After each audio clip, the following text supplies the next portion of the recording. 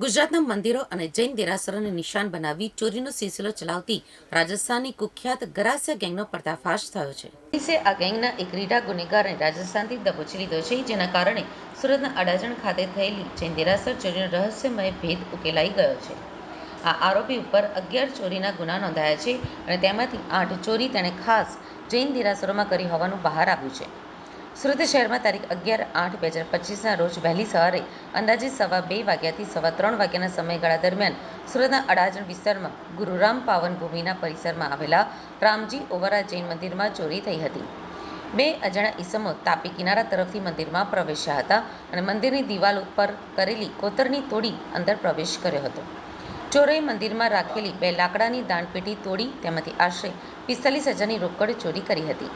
આ ઉપરાંત પાર્શ્વનાથ ભગવાનની મૂર્તિ પરથી 2 ચાંદીના ચક્ષુ અને 2 ચાંદીની કપાડી અને સિમંદર સ્વામી ભગવાનની મૂર્તિ ઉપરથી 2 ચાંદીની કપાડી પણ ચોરી કરી હતી.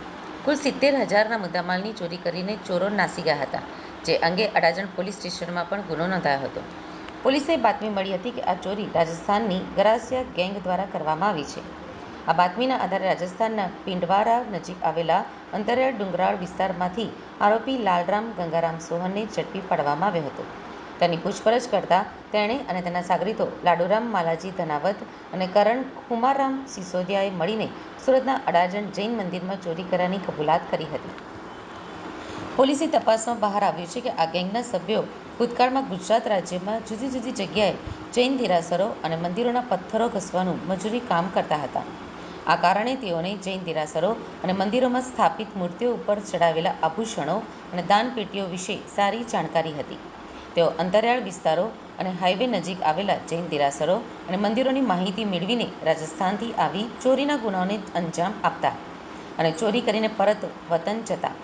આ ટોળકી ખાસ કરીને મંદિરોને જ નિશાન બનાવતી અને તેમના મુખ્ય નિશાન જૈન દેરાસર જ રહેતા. પકડાયેલા આરોપી લાલરામ ગંગારામ સોહન ગરાસિયાનો ગુનાહિત ઇતિહાસ ધરાવે છે. તેની વિરુદ્ધ અત્યાર સુધીમાં કુલ 11 ગુના નોંધાયા છે અને તે તમામ ગુના મંદિરમાં ચોરી કરવાના છે. 11માંથી 8 ચોરી તેણે જૈન દેરાસરમાં કરી છે.